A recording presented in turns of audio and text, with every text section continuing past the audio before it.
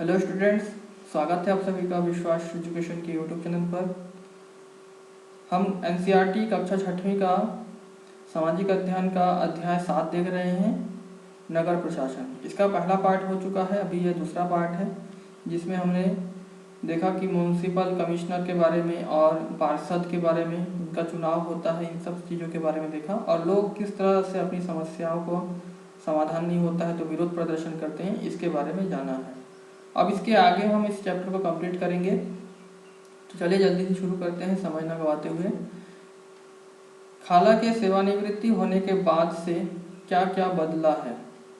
तो यास्मीन खाला ने बच्चों को जो नहीं बताया वह यह है कि हाल के समय में पैसा बनाने के लिए कई नगर निगमों को पैसा बचाने के लिए कई नगर निगमों ने कचरा उठाने और उसे ठिकाने लगाने के लिए निजी ठेकेदार रख लिए हैं। उसको निजीकरण कहते हैं। इसका मतलब है कि जो काम पहले सरकारी कर्मचारी करते थे वे काम अब निजी कंपनियां करती हैं। निजी ठेकेदार जिन मजदूरों को कचरा जमा करने और उठाने के काम पर लगाते हैं उन्हें बहुत कम पैसा देते हैं। उन मजदूरों को मजदूरी की नौकरी अस्थायी होती है। कचरा उठाने का काम काफ़ी खतरनाक भी होता है। अक्सर उनके पास अपनी सुरक्षा के साधन नहीं होते हैं। अगर काम करते हुए वे घायल हो जाएं तो उनकी देखभाल करने वाला भी कोई नहीं होता है। तो अभी जो है ये सब जो नगर निगम है जो पैसा बचाने के लिए ठेकेदार को दे देते हैं सारा काम, और जो उनके मजदूर है वो अस्थायी नौकर होते हैं तो उनको ज़्यादा सुविधाएं नहीं मिल पाती है, फिर उनको नुकसान होता है, वो लोग उनको चोट लग जाता है, घायल हो जाते हैं कई बार कांच से, कीलों से, ठीक है, तो उनके लिए कोई सुविधाएं नहीं हो पाती है। तो गंगाबाई इसलिए विरोध कर रही थी क्योंकि हर गली में कूड़ा कचरा फैला हुआ था। कूड़े को उठाने की कोई व्यवस्था नहीं थी।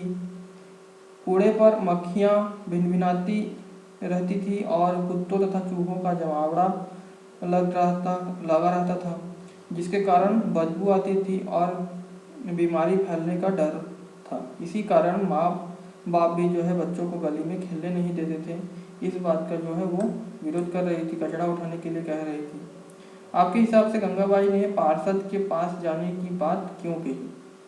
तो गंगाबाई ने पार्षद के पास जाने की बात इसलिए सोची क्योंकि उन्होंने पार्षद को वोट देकर अपना प्रतिनिधि चुना था।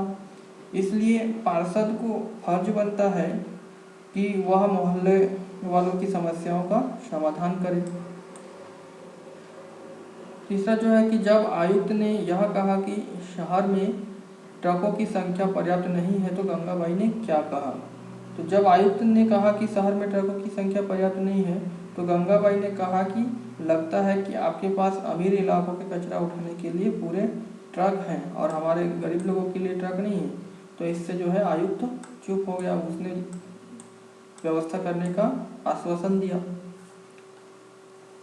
आगे है कि यह तो बिल्कुल बम्बई सिनेमा की तरह सुखद अंत हुआ, माला ने कहा। वह अपने आप को नेतृत्व करने वाली गंगाबाई की भूमिका में देखने का सपना देख रही थी। तो माला भी जो है गंगाबाई की तरह बनना चाह रही थी। सभी बच्चों को गंगाबाई की कहानी सुनकर बहुत मजा आया। उन्हें इसका आभास तो था ही कि मोहल्ले में गंगाबाई की खासी इज्जत थी और लोग उन्हें बहुत मानते थे, मगर इसका कारण उन्हें अब समझ में आया था कि गंगाबाई को क्यों लोग बहुत ज़्यादा मानते थे, क्योंकि उन्होंने लोगों के हित के लिए काम किया था। बच्चों ने खाला का शुक्रिया अदा किया और जाने के लिए उठ खड़े हुए। जाते जाते रेहाना ने कहा, खाला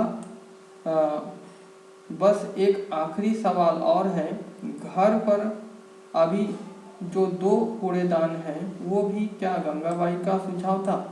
तो खाला हंसने लगी, बोली, अरे नहीं, यह तो नगर निगम ने ही सुझाव दिया था कि हम खाने पीने और गलने वाली चीज़ों को एक कूड़ेदान में डालें और प्लास्टिक, कांच जैसी ना गलने वाली चीज़ों को दूसरे कूड़ेदान में डालें। तो जो ना गलने वाली चीज़ें हैं उसको नीले कूड़ेदान में डालते हैं और जो गलने वाली चीज़ें हैं उसको हरे कूड़ेदान में डालते हैं। तो आजकल जो है 2 कूड़ेदान लगाए जाते हैं।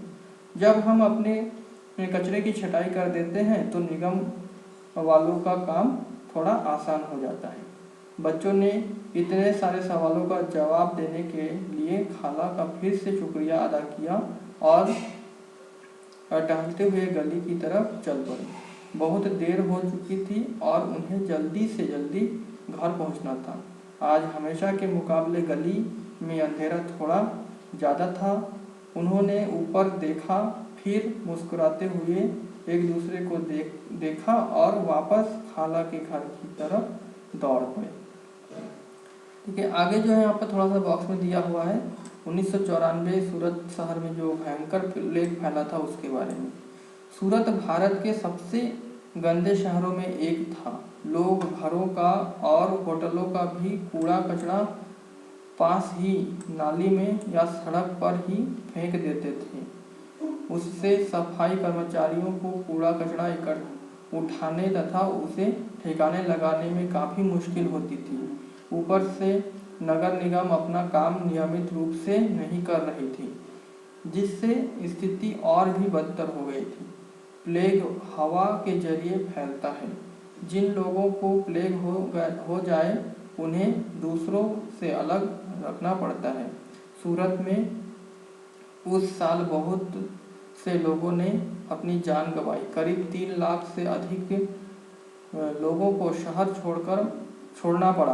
प्लेग के डर से यह अनिवार्य कर दिया कि नगरपालिका मुस्तैदी से काम करे। सारे शहर की अच्छी तरह से सफाई हुई। आज की तारीख में चंडीगढ़ के बाद भारत के सबसे साफ शहरों में दूसरा स्थान जो है सूरत का है। क्या आप जानती हैं कि आपके मोहल्ले में कब और कितनी बार कूड़ा उठाया जाता है?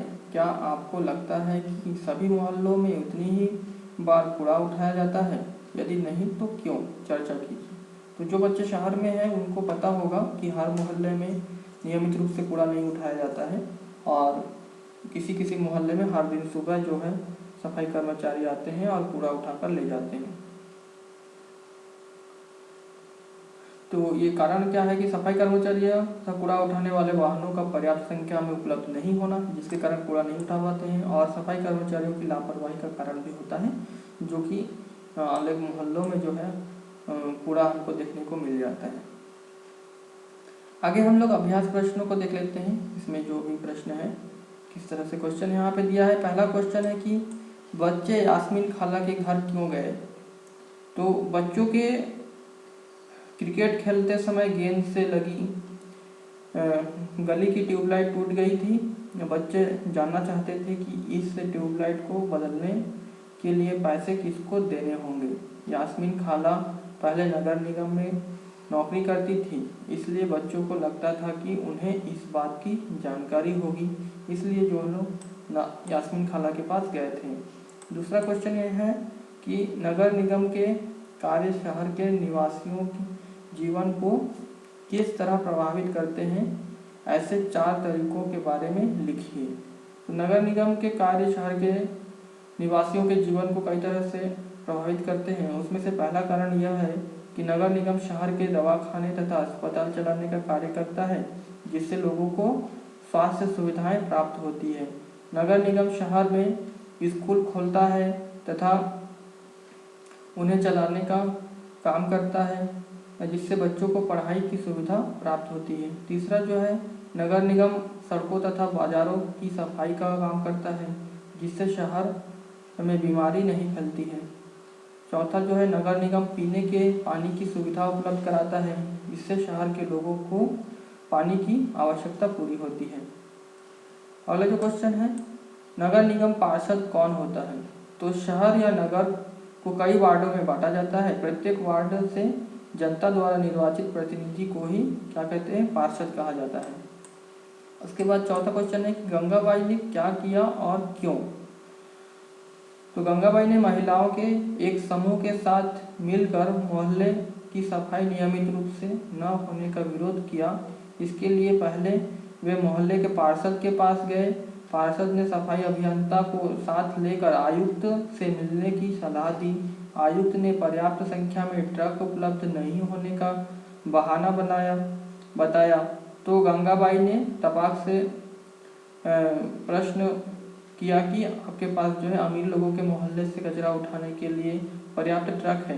गंगाबाई ने चेतावनी दी कि अगर 2 दिन के अंदर काम नहीं हुआ तो बड़ी संख्या में महिलाएं नगर निगम के सामने धरने पर बैठ जाएंगी। तो इस तरह से जो है उन्होंने सफाई काम कराने का काम किया।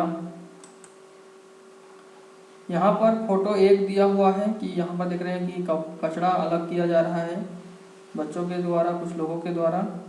और यहाँ पर फोटो 2 दिया हुआ है जिसमें कि नीला कूड़ादान और हरा कूड़ादान में अलग अलग कचरा रखा गया है, गीला कचरा हरा में और नीला में सूखा कचरा। तो चर्चा कीजिए कि ऊपर के 2 चित्रों में आपने कूड़ा इकट्ठा करने एवं उसको ठिकाने लगाने की विभिन्न विधियों को देखा। आपके विचार से कौन सी विधि कूड़े का निपटान करने वाले व्यक्ति के लिए सुरक्षित है? तो ये जो दूसरा फोटो है ये ज़्यादा सुरक्षित है। पहले वाले में जो है कि लोगों को चोट लग सकती है, कांच से हाथ कट सकता है और जो है संक्रमण फैल सकता है, इनको बीमारियां हो सकती है। तो पहला वाला तरीका ठीक नहीं है। ख नंबर है, पहले चित्र में कूड़ा इकट्ठा करने का जो तरीका दिखाया गया है उसमें क्या क्या जोखिम है? तो जैसे कि मैंने बताया कि जोखिम बहुत सारे हैं, इनको संक्रमण हो सकता है, बीमारियां फैल सकती है और ये जो है इनको चोट भी लग सकता है। ग नंबर पे है कि आप क्या सोचती हैं कि जो लोग नगर निगमों में काम करते हैं उनके पास अपने कूड़े के निपटारण की व्यवस्थित सुविधाएं क्यों नहीं है? तो जो लोग नगर निगम में काम करते हैं तो नगर निगमों में काम करने वालों के पास अपने कूड़े के निपटान की व्यवस्थित सुविधाएं नहीं है, क्योंकि नगर निगमों में भ्रष्टाचार है, जिस कारण से नगर निगमों में कूड़े निपटारण के लिए आधुनिक सुविधाएं विकसित नहीं हो पाती हैं। ठीक है, तो भ्रष्टाचार के लिए जो है पैसा सब इधर उधर निकल जाता है, जिससे कि आधुनिक सुविधाएं नहीं हो पाती है। अगला जो 6वां प्रश्न यहाँ पर है, नगर निगम अपने काम के लिए धन कहाँ से प्राप्त करता है? तो नगर निगम अपने काम के लिए धन जो प्राप्त करता है, पहला तो जल कर, संपत्ति कर तथा अन्य सुविधाओं से प्राप्त कर से होने वाली आय से उनको धन प्राप्त होता है। दूसरा जो है होटलों और दुकानों से कर के रूप में जो प्राप्त धन होता है उससे होता है। तीसरा जो है सिनेमा से प्राप्त मनोरंजन कर के रूप में भी मिलने वाला धन जो होता है, इन सब चीज़ों से उनको काम करने के लिए धन प्राप्त होता है। 7वां जो पैराग्राफ यहाँ पे दिया हुआ है इसको पढ़ लेते हैं। शहर में बहुत सारे लोग घरेलू नौकरों की तरह काम करते हैं और दूसरे के घरों को साफ रखते हैं। उसी तरह बहुत से लोग नगर निगम के लिए काम करते हैं और शहर को साफ सुथरा रखते हैं। ठीक है, तो लोगों के घरों में भी काम करते हैं बहुत सारे लोग और नगर में भी काम करते हैं साफ सुथरा रखने के लिए। इसके बावजूद जिन बस्तियों में वे रहते हैं वहाँ काफ़ी गंदगी होती है। इसका कारण यह है कि इन बस्तियों में पानी एवं सफाई की सुविधा विरले ही होती है। नगर निगम इसके लिए अक्सर बस्ती वासियों को ही दोषी ठहराती है कि जिन जमीन पर वे गरीब लोग अपना मकान बनाते हैं वह उनकी नहीं होती और न ही वे सरकार को कोई कर देते हैं, जबकि मध्य वर्ग के रिहायशी इलाकों में पार्क बनाने, गलियों में रोशनी की व्यवस्था करने और नियमित कूड़ा जमा करने आदि के काम पर जितना नगर निगम खर्च करता है उसकी तुलना में वहां रहने वाले लोग बहुत कम कर देते हैं। पाठ में भी आपने पढ़ा है कि नगर निगम को संपत्ति कर से कुल 25 से 30% ही आय होती है।